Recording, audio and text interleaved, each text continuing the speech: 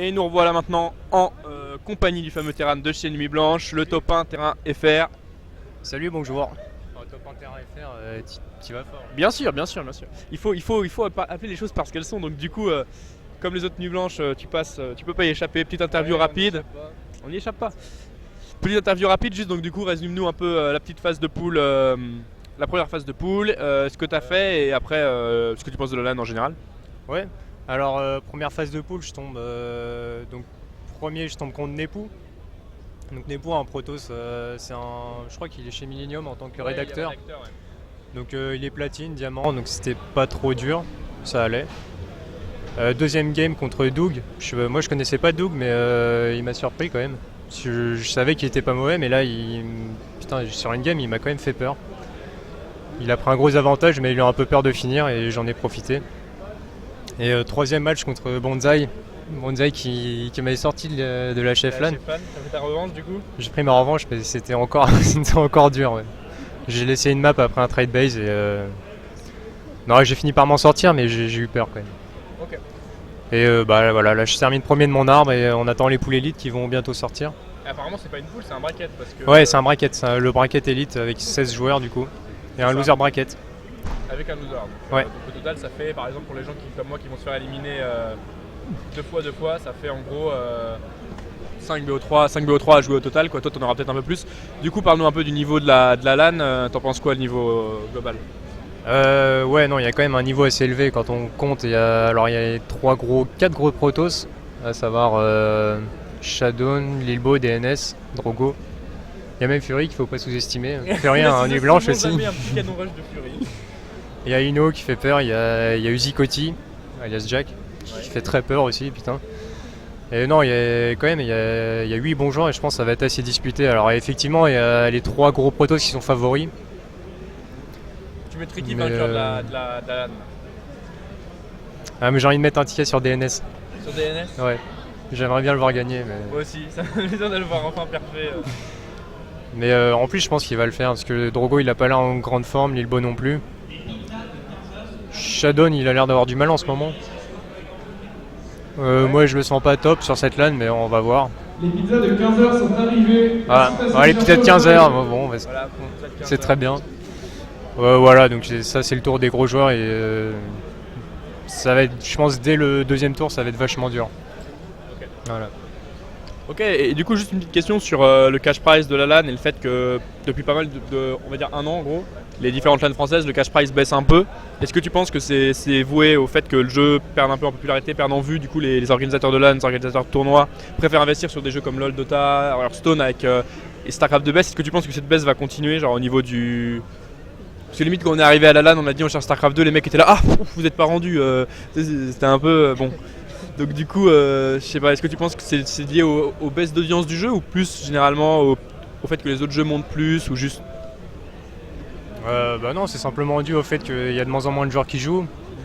Et par exemple l'an dernier, il y a 2 ans, on était 64, voire il y avait même une année, je crois, c'était 90. Peut-être il y a 3 ans, je dis 90, c'est peut-être haut. Il y a 2 ans, on était 64 et l'an dernier 48, là on est 32.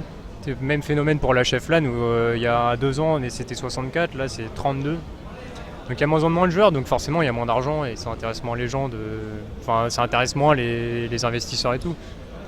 Mais je pense qu'on est stabilisé à 32, c'est-à-dire que tu auras toujours des gens, des gros joueurs, par exemple au moins 10-12 gros joueurs qui vont la faire et une vingtaine d'amateurs et je pense que là on est sur des chiffres stables et ça va pas baisser. Ok. Mais effectivement, c'est triste, mais voilà, c'est comme ça, le jeu il perd en vitesse. Ouais, un peu, ouais. Malgré LOTV, ça perd en vitesse. Je vois, ouais. Du coup, j'avais une question que j'ai oubliée. Question pertinente en plus. Attends, je parlais des... je parlais des différents joueurs de la LAN, du BES, c'était dans cette optique-là. Ah oui. Non, en fait, par exemple, c'est des LAN, donc comme on le dit, qui ont un gros niveau, donc potentiellement au niveau français, ça pourrait vachement intéresser la population, les viewers français, tu vois, que ce soit ces beaux matchs. Et je trouve, je sais pas ce que tu en penses, mais je trouve que ce soit la AGF LAN, la l'Insalan en tout cas, il n'y a pas forcément assez de leur part de pub pour les streams, en tout cas pour StarCraft 2. Je trouve qu'ils sous-estiment vraiment les vues que ça pourrait potentiellement faire. Je trouve, parce que bon, là il y a Yogo qui va caster le tournoi, mais bon après ça va s'arrêter, il va arrêter à 17h comme il m'a dit. Il va reprendre les WCS. Ouais, c'est ça, il va caster avec OG.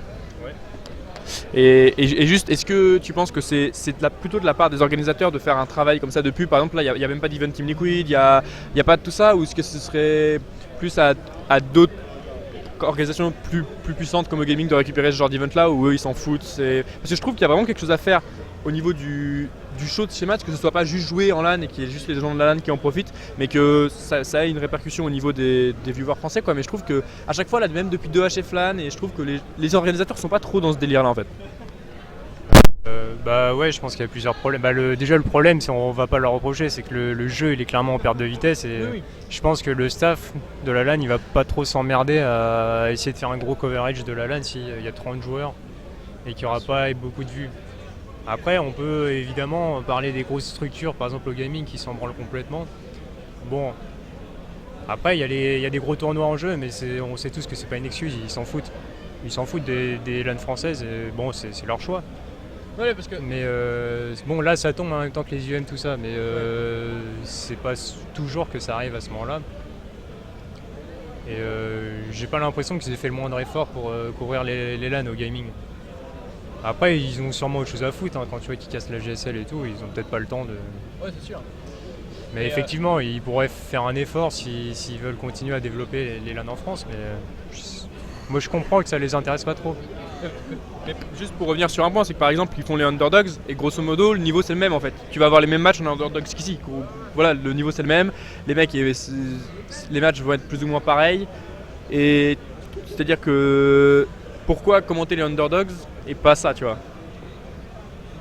Bah pourquoi pas, en fait c'est leur compète. Ouais, c'est vrai que c'est la vie, bien sûr. C'est leur compète et ils ont justement ils se disent on a déjà une compète, on s'occupe des sub-top FR, on va pas. En plus de ça, Castellan, ouais. ouais. Peut-être qu'ils se disent ça. Ouais, c'est pas faux, mais après, juste le point que je soulevais, en gros, c'était que par exemple, ça, si tu vas sur le site de l'Insalan, tu vois, ou même sur le site de la Cheflan, là, je vois pas un seul lien avec des streams redirigés, etc. Tu vois, c'est ça, juste un lien, un onglet, c'est 2 lignes de code, genre d'ouvrir une page avec marqué stream, d'embed le Twitch et c'est plié, tu vois. Et ça pourrait au moins ramener du monde, peut-être même des gens qui sont dans la LAN et qui veulent suivre un peu les autres tournois, tu vois. Et c'est pas le cas, c'est juste ça que je trouve un peu dommage, mais. Ouais, c'est mon instinct de caster qui me fait dire qu'il y a des beaux trucs à caster et que c'est pas forcément la hype autour de ça. Mais bon, c'est sûr qu'il y a des belles games à caster et que l'arbre est dispo. l'arbre est dispo, on va commenter en live. Bon, de toute façon, j'avais pas grand chose d'intéressant à dire sur les histoires de. On se joue tous les deux? Ah, génial. Allez-vous moi donc cet arbre. Allez. Alors effectivement, je tombe contre Draenard. Alors on va faire dans l'ordre, on a Lilbo contre Kirwa. Attends, je vais vous mettre la scène. Attendez, hop là. Voilà. Alors là, on a Lilbo contre Kirwa, donc Kirwa un joueur nu blanche d'ailleurs. Ouais, donc on a interviewé plus tôt. Qui va avoir du mal, je pense qu'il va prendre cher. Ouais. Alors Jerem GS, Uzikoti, ça va être marrant. Bon, je pense que Uzikoti il va le défoncer, mais GS il est plein de surprises. Furikuna, alors Furikuna c'est très indécis parce que Kuna apparemment le bat en leader. Non, ça peut être indécis. Et Fury il est capable de faire de très belles games, donc je pense que ça va être la grosse game à suivre, je pense, la plus serrée. Ah, ouais, non, Master Bonzai DNS. Bonzai DNS ça peut être très intéressant aussi. Tu penses que Bonzai pourrait aller chercher une game quand même? Il a carrément les moyens de mettre une map. Okay. De gagner le BO3 je pense pas, mais mettre une map. Le Draenard, on connaît le résultat. MXS, no comment. Ouais, MXS Shadow. Je pense qu'il va se faire défoncer, mais j'ai pas envie de trop m'avancer non plus. Du coup, tu jouerais Shadow Ouais. Ça va être un match difficile. Difficile quand même. Ça va clairement être difficile. Bon, Ino Mekti Pro, c'est pareil. Ouais. Il y aurait un Ino qui Drogo quoi. Bon, Ino Drogo, je pense. Ah, quoique Drogo, il a l'air d'avoir du mal. Qu'est-ce qu'il y a? On est en train de me donner perdant là. On est en train de donner Mekti perdant, il est vexé. Non, mais après. Raptor Drogo. Ino il me disait j'ai peur de qui? En gros, Lilbo, Drogo, et là il va jouer directement en gros dès l'écart. Ouais, dès l'écart. Ça le reverrait en loser. Donc à voir, c'est un arbre intéressant, je trouve. Ouais, il est bien réparti. Furikuna, c'est sympa. Alors Uzikoti, Lilbo, ça va être très marrant comme match aussi. En fait là tous les quarts vont commencer à devenir marrons. Ouais. C'est ça qui est sympa quand t'as 8 gros joueurs, et la logique est respectée. C'est ça. On se retrouve avec 4 beaux quarts. Voilà. On essaiera de tester. Après, tu vois, par exemple, pour revenir sur le. Finalement, après, ça va être du c'est BO3 ou BO5, on sait pas là, au niveau des différents. Je sais pas, c'est BO3. Et On vient peut-être de les le cartes dire. seront en BO5, tu vois, mais concrètement, là, il n'y a pas énormément de matchs à jouer. Si la finale est prévue demain vers 10h, on pourrait imaginer qu'on joue les quarts ou les demi au moins une par une pour profiter du spectacle, quoi. Je trouve que ce serait intéressant, mais Ça peut, après, avec les loser brackets et tout, ça peut aller très lentement. c'est vrai que le loser bracket Sachant en que BO3, c'est toujours lent. Ouais. là, le tournoi commence à 10h30, 11h. Si on doit terminer à 22h, ça va être chiant quand même. On a retrouvé les clés d'une Renault. Non, je pense que ça va aller, aller assez lentement. J'espère qu'on va pas finir trop tard parce que je suis déjà fatigué. Ok. Bon, bah, je vais te Donc, voilà. laisser aller te practice un peu Ouais. parce que contre moi ça va être chaud.